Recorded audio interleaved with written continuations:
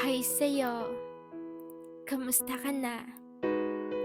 Ayos ka lang ba?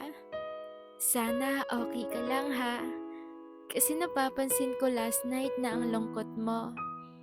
Dahil ba yan sa problema mo? Sa taong nang iwan sa'yo? Iniisip mo siya 'no? Kung bakit nagawa niya pa ring lokohin ka sa kabila ng mabuti mong ginawa sa kanya. Alam mo, ramdam kita, kaya nandito lang ako bilang kaibigan mo. Handa akong makinig sa lahat ng sakit na nararamdaman mo. Gawin mo itong comfort zone yung comment section at yung page na 'to. Kasi eto din naman talaga yung mission ko, yung makatulong ako sa mga taong bigo katulad mo. Sana sa pamamagitan ng mga tulang ito, sana nakatulong ako para naman mapalakas yung loob mo.